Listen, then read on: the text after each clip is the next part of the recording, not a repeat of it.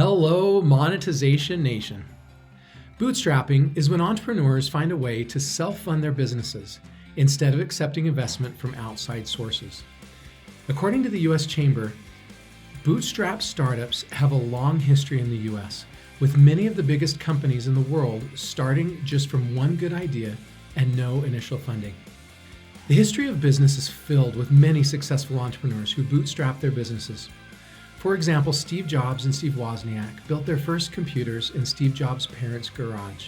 Their first computers, the Apple I's, were MVPs, or minimal viable products, through which they could quickly generate capital they needed to build their business. Tectonic shifts are constantly transforming the earth and business, causing destruction and huge growth opportunities. I'm Nathan William, the host of Monetization Nation, where we learn how to leverage business tectonic shifts to transform monetization. Basecamp, formerly known as 37 Signals, produces award-winning project management and team communication software that is trusted by millions of customers around the world. Basecamp was bootstrapped by providing web design services to other companies. According to Jason Fried, one of Basecamp's founders, the company grew from $1 to $100 billion in valuation without any external investment.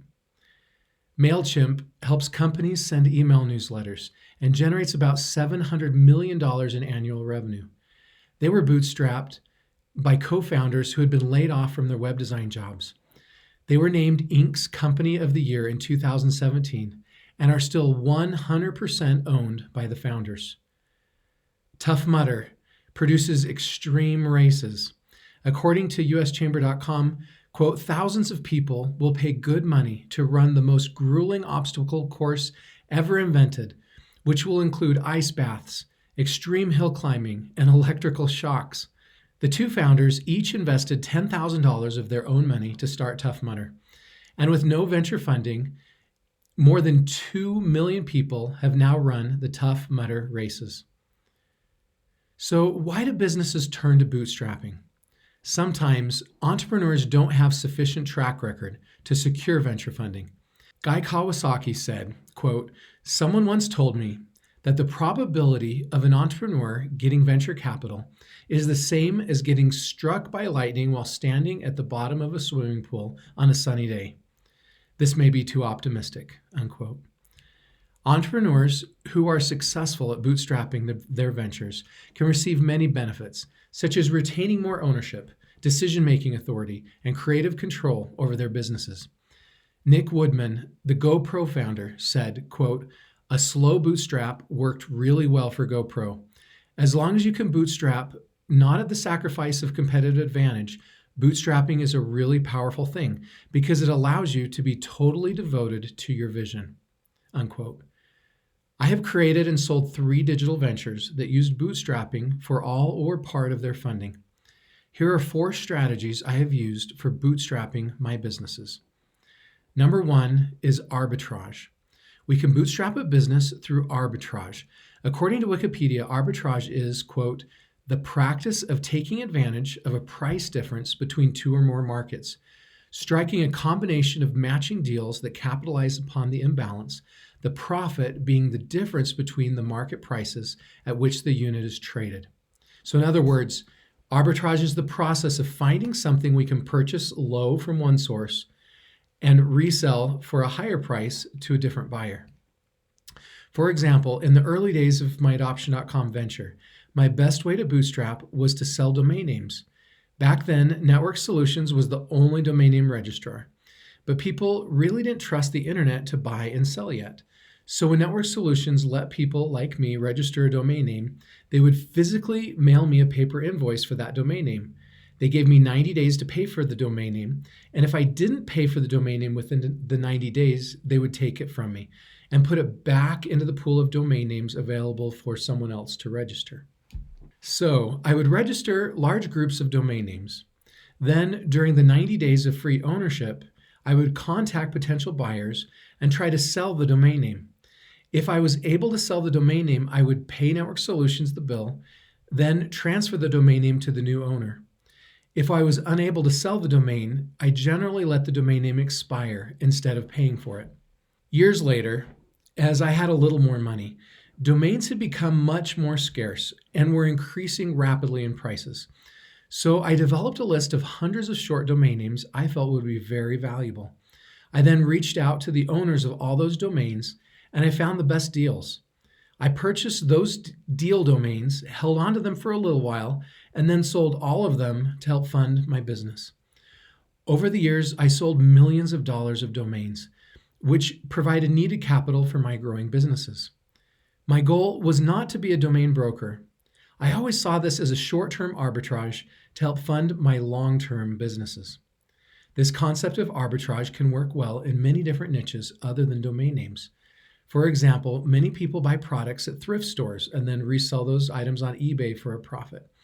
As another example, I know someone who has family connections in the diamond wholesale market, so she buys diamonds through that wholesale connection and resells them in her small town college market.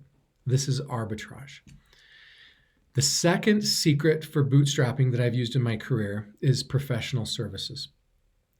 I've helped bootstrap 3 of my startup ventures over the years by providing professional services to other organizations. I provided digital development, marketing, and monetization services. For example, in the early days of Adoption.com, I helped a lawyer build a website for lawyers.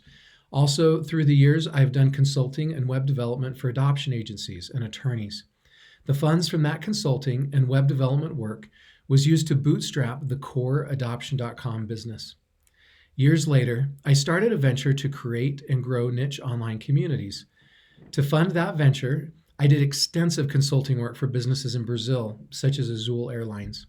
I spent about half of my time over 3 years working for other companies in Brazil. This method of bootstrapping can often be the most lucrative, in the short run at least. For example, when I was doing consulting in Brazil, my business partner and I generated more than $1.5 million of consulting revenue in our first year. However, bootstrapping through professional services does have its pitfalls. Because professional services usually trade hours for dollars, this type of bootstrapping can consume a lot of time. As a result, there may not be enough time left to effectively grow the core business after you've done all the consulting work for the other companies. The reason this worked well for me is that I had a tremendous business partner named Brad Pace, who stayed in the US and ran the business while I was consulting in Brazil. Also, bootstrapping through professional services is only available when the entrepreneur has developed sufficient skills and experience to sell the professional service for a substantial fee. Young entrepreneurs without a lot of track record may not be able to sell professional services for a large enough fee to make this worth their while. The third strategy for bootstrapping that I've used in my career is business plan competitions. The prize money from business plan competition wins can be incredibly valuable for startup ventures because it is an investment that never has to be repaid or for which we don't have to give away any equity. Further, it builds credibility and gives exposure when a group of expert judges proclaim to the world that we have the best business plan. In the early days of my first business, Adoption.com, I helped bootstrap the business through business plan competitions. I submitted business plans to 2 competitions and won both. And in addition to the prize money, in both cases, I was offered unsolicited investments shortly after winning the competitions. I remember one night, a business plan competition application was due. The plan had to be postmarked that day. I had gone home to get some dinner, and after dinner, I was going to finish up the application and take it to the post office. As I was on my way back to the office, I was rear-ended. It took forever for the police to arrive and take care of the situation. When I was able to leave, I raced to the office and printed the application. Then I headed to a post office in Phoenix that gave postmarks and was open until midnight. By the time I arrived at the post office, it was after 12:20 a.m. Remember, the business plan competition application had to be postmarked the previous day. As I walked up to the post office, I found it was dark and locked up. However, I saw an employee leaving an employee entrance. I walked over and handed the postal worker the application. And I said, "This has to be postmarked yesterday. It's going to help children find loving families through adoption." Which was true because it was a business plan that involved Adoption.com. The postal worker looked at me, then took the package and went back inside. Not long after, the postal worker came back out the employee entrance and said, "You are in luck. The person in charge of turning over the date stamp was at a baby shower in the post office and hadn't done it yet, so I was able to postmark it today." There are ethical issues related to that postmark date and the fairness to the other applicants that I didn't consider at the time. And I also should have been more prepared, and I should not have arrived at the post office so close to the deadline. But the bottom line is the money, exposure, and credibility from winning that business plan competition were ridiculously valuable for our company and played a huge role in helping us bootstrap, survive, and grow. The fourth strategy that I've used to bootstrap my companies is pre-selling. After I'd been running Adoption.com for a few years, we had a very kind but pesky competitor running a site called adopting.org. That competitor was undercutting us on price and making our monetization more difficult. I really wanted to buy this competitor, but I didn't have the cash to do so. However, because I was running a business in the same niche and already had all the technology and relationships to monetize the site, I knew how much money I could generate per 1,000 page views. In the negotiation process, my competitor shared with me her site's page views and her revenue. So I was able to calculate her revenue per 1,000 page views to use as a comparison. I was pretty sure I would be able to implement our revenue streams into her site after the purchase and make much more money from her site than she was making. To test this theory, we went to our advertisers and we pre-sold essentially all of the advertising on our competitor site even before we completed the purchase. Pre-selling helped remove the risk of this transaction and allowed me to bootstrap the purchase of our leading competitor. Many ventures today have seen a lot of success by bootstrapping their ventures by pre-selling through crowdfunding platforms such as Indiegogo and Kickstarter. One of my past consulting clients, named Energy Solar, wanted to make industry-leading lightweight portable solar generators. They had designed the product but needed the capital. So they created a great video, put it on Indiegogo, and pre-sold a huge amount of generators and started production. They secured the capital they needed without having to take out a loan or give away any equity. I recently interviewed Eric Farr for the Monetization Nation show. Eric is the owner and executive officer of Brainstorm. Eric told the story of how they found a client who wanted a specific software solution. That client agreed to pay enough money that Eric and his company could build the software. The client retained the right to use the software for their business, and because they funded the software development, they had a lot of say in the features and roadmap for the software. It was a win-win because the client received exactly the software product they wanted for a fair price. However, Eric retained the right to license the software to other businesses and started his software company. This type of pre-selling is a common way that software companies bootstrap themselves. Victor Quagire said, quote, "What sets bootstrapping apart from other forms of business funding is that it relies heavily on entrepreneurs' frugal thinking, creativity, thriftiness, planning, and cost-cutting efficiency skills." Unquote. In addition to generating additional capital through bootstrapping, another essential element of bootstrapping is cost containment. Because bootstrappers don't have all the financial resources of the venture-funded companies, we have to be more frugal and find less expensive ways to do things. When we bootstrap, we will often have to forego the perfect team with seasoned track records and lots of experience. Instead, we will need to find young and hungry members of our team from college campuses or overseas who are able to work for a price we can afford now at the beginning, with the hope that they can grow their compensation as the profits of the organization also grow. If we choose to bootstrap, we probably must get to profitability as fast as humanly possible. In this situation, we must remember that cash flows don't start until we start shipping. So bootstrappers don't have the luxury of being perfectionists. Bootstrappers usually have to be willing to sell and ship products that are good enough and not wait until the product is perfect.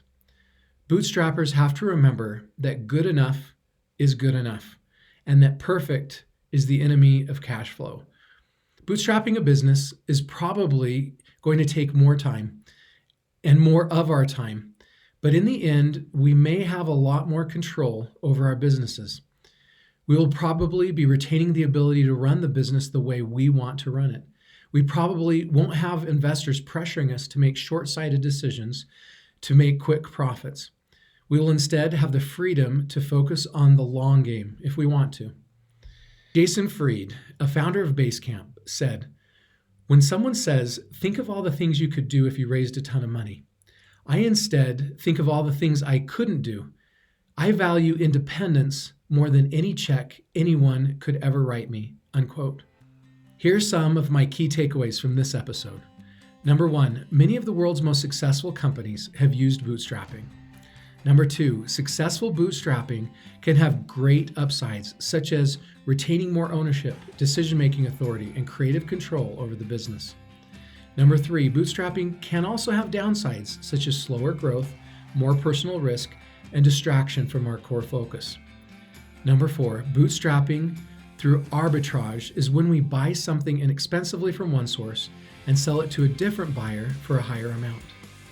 Number 5, bootstrapping by providing professional services can often be the most lucrative in the short run, but young entrepreneurs without strong track records may not be able to earn enough money from this to be worth their while. Also, this may distract the entrepreneur from their core business. Number 6, bootstrapping through winning business plan competitions can be a great strategy because we never have to give away equity or repay this investment. Plus, winning the competitions can give us strong credibility. Number 7, bootstrapping through pre-selling products and services can also give us capital we need without having to give away any equity or taking out a loan. Crowdfunding platforms can be a great way to do this pre-selling. Number 8, in addition to generating additional capital through bootstrapping, cost containment is also an essential element of bootstrapping. Because bootstrappers don't have all the financial resources of the venture-funded companies, we have to be more frugal and find less expensive ways to do things. Number 9, if we're going to pursue bootstrapping, we have to be laser focused on getting to profitability as quickly as possible. Bootstrappers have to remember that good enough is good enough and that perfect is the enemy of cash flow. Did you like today's episode? Then please follow these channels to receive free digital monetization content. Number 1, get a free monetization assessment of your business or subscribe to the free monetization e-magazine at monetizationnation.com. Number 2, you can subscribe to the Monetization Nation podcast or YouTube channel. And number 3, please follow Monetization Nation on Instagram and Twitter. How have you bootstrapped your business? Please join our private Monetization Nation Facebook group and share your insights with other digital monetizers. Thanks for joining me for this episode.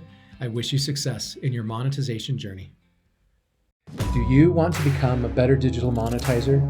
To receive great monetization stories and secrets, please go to monetizationnation.com and join free. And if you liked today's episode, please subscribe to the show and share it.